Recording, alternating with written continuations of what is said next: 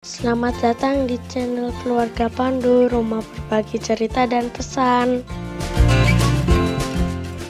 Halo sahabat-sahabat keluarga Pandu, bagaimana kabarnya hari ini? Semoga kita semua selalu dalam lindungan Tuhan dan diberkati dengan tubuh yang sehat. Selamat bertemu kembali di channel Keluarga Pandu dalam studi Alkitab. Studi Alkitab kita hari ini terambil dari surat Roma pasal 5, ayat yang pertama sampai yang ketiga. Silahkan membaca teksnya terlebih dulu sebelum mendengarkan penjelasan saya.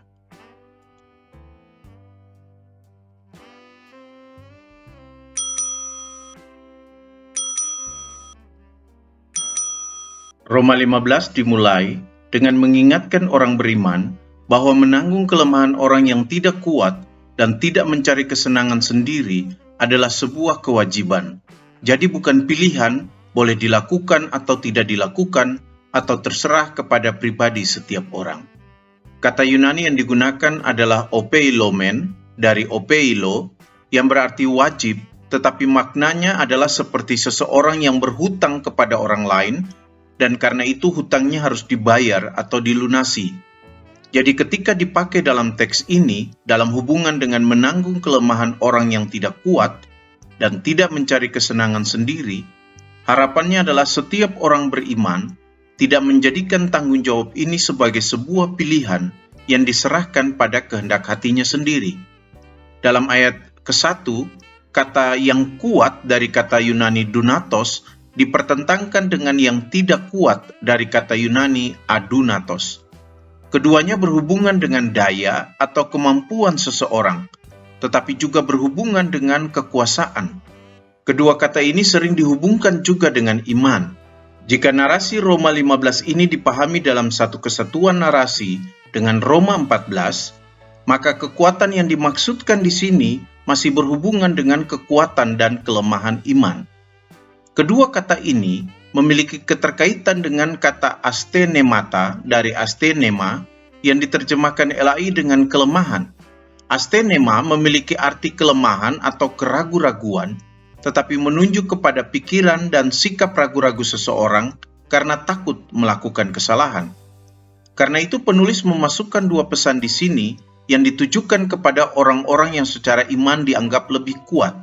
Pertama, mereka yang kuat wajib menanggung mereka yang lemah. Menanggung di sini dari kata Yunani bastaso berarti mau mendukung mereka yang lemah dengan cara mengambil bagian, membawakan beban yang mereka tanggung. Artinya, tidak membiarkan mereka yang lemah terus khawatir dan takut melakukan kesalahan, karena mereka yang kuat ada dan mau membantu mereka yang lemah. Analoginya, kalau bagi mereka yang lemah beban itu berat, maka mereka yang kuat akan ikut membantu membawa beban yang berat itu bersama-sama. Pesan yang pertama ini berhubungan dengan pesan yang kedua. Pesan yang kedua adalah tidak mencari kesenangan sendiri. Mencari kesenangan diterjemahkan LAI dari kata Yunani areskein, dari aresko. Arti kata ini adalah menyenangkan, memuaskan, atau menenangkan hati. Jadi kata ini berhubungan dengan usaha untuk membuat apa yang menjadi harapan seseorang bisa terpenuhi. Dengan demikian, maksudnya adalah mereka yang kuat diminta untuk juga melayani yang lemah, agar apa yang menjadi harapan dari orang-orang yang lemah ini juga bisa terpenuhi. Jadi tujuannya adalah harapan dari orang-orang yang kuat dan lemah akan sama-sama terpenuhi. Pesan kedua tadi sekarang ditegaskan kembali dalam pasal 15 ayat yang kedua. Jadi usaha untuk mewujudkan harapan orang-orang yang lemah tidak bertujuan untuk membuat mereka senang, melainkan untuk kebaikan yang membangunnya. Dalam ayat ini sebenarnya tidak lagi dibicarakan tentang orang yang lemah, namun yang lemah di sini diganti dengan sesama kita. Itu artinya bahwa orang yang lemah itu adalah juga sesama kita, bukan seseorang yang asing atau bukan bagian kita. Kata sesama diterjemahkan dari kata Yunani plesion yang berarti tetangga, orang yang dekat tanpa kriteria atau syarat apapun. Penekanannya adalah orang tersebut kita jumpai dalam kehidupan kita. Jadi penulis ingin mengatakan bahwa siapapun yang kita jumpai dalam hidup kita, jika dia secara iman lemah, maka kewajiban kita untuk menolongnya. Sementara itu, kata kebaikan diterjemahkan dari kata Yunani agaton, dari agatos, yang berarti bagus, nyaman, atau menguntungkan. Gagasannya adalah membuat seseorang merasa terhormat dan berkenan di hadapan Allah. Sedangkan kata membangun diterjemahkan dari kata Yunani oikodomen. Sedangkan kata membangun diterjemahkan dari kata Yunani oikodomen dari oikodome yang berarti membangun. Kata ini konteksnya adalah orang membangun sebuah rumah yang layak untuk didiami. Jadi yang dimaksudkan dengan pernyataan demi kebaikannya untuk membangunnya adalah menolong sesama yang lemah imannya agar merasa dirinya berkenan di hadapan Allah karena apa yang dilakukannya tidak bertentangan dengan ajaran yang ada. Dengan begitu, dia memiliki kepercayaan diri untuk terus membangun imannya dan merasa dirinya layak menjadi tempat kediaman Allah. Di sini kita menemukan gagasan diri orang beriman sebagai tempat kediaman Allah. Untuk meyakinkan gagasan atau pemikirannya, dalam ayat ketiga penulis berbicara tentang Kristus sebagai contoh dan teladan bagi orang beriman. Penulis ingin mengatakan bahwa sebelum para pengikut Kristus di Roma diminta untuk tidak mencari kesenangan mereka sendiri, Kristus sendiri sudah melakukannya. Kristus tidak mencari kesenangannya sendiri, tetapi rela menanggung cercaan yang ditujukan kepada orang-orang yang menjadi pengikutnya.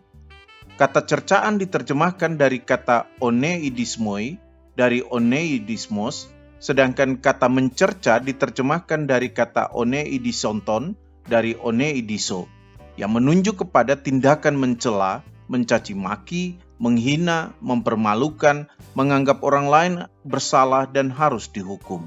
Jadi maksudnya di sini adalah Yesus telah dituduh atau dianggap bersalah, dan karena itu dia sudah dihukum di kayu salib dan mati untuk menyelamatkan orang-orang yang percaya kepadanya. Tindakan Yesus ini membuat orang-orang yang percaya kepadanya, mereka yang sebenarnya adalah orang-orang yang tidak berkenan di hadapan Allah, menjadi orang-orang yang berharga atau terhormat di hadapan Allah dan layak untuk menjadi tempat kediaman Allah. Jadi ini bukan karena kemampuan orang percaya, tetapi karena pertolongan Allah. Bahasa yang sering dipakai adalah karena Kristus bersolider dengan orang-orang berdosa. Jadi apa relevansi teks ini untuk kita orang beriman saat ini? Teks ini mengingatkan kita sebagai gereja bahwa pertumbuhan dan perkembangan sebagai gereja haruslah menjadi pertumbuhan dan perkembangan bersama. Tidak boleh ada orang dalam gereja yang merasa dirinya lebih baik dari yang lain, dan kemudian mengabaikan keberadaan orang lain yang dianggapnya tidak lebih baik dari dirinya. Justru kalau kita merasa bahwa ada orang lain yang tidak bertumbuh atau berkembang dengan baik dalam hidup bergereja, tugas kitalah untuk menolongnya bertumbuh menjadi warga gereja yang baik. Dengan demikian kita bisa bertumbuh bersama-sama sebagai gereja. Teks ini juga mengingatkan kita orang beriman bahwa ketika kita mau membantu saudara-saudara kita untuk bertumbuh bersama sebagai gereja, kita harus serius melakukannya. Kita harus serius melakukannya sampai saudara-saudara kita itu benar-benar bertumbuh. Jangan hanya sekadar melakukannya untuk menyenangkan hati saudara kita atau untuk sekadar menunjukkan bahwa kita peduli dengannya, tetapi kita tidak secara maksimal menolongnya. Untuk itu, buatlah target yang ingin dicapai, sehingga kita tahu apakah usaha kita sudah sesuai dengan target pencapaian atau belum. Ini juga untuk menunjukkan komitmen kita sebagai gereja untuk bertumbuh bersama-sama dalam kehidupan bergereja. Demikian studi Alkitab hari ini. Sampai bertemu lagi di studi Alkitab berikutnya. Tuhan Yesus memberkati.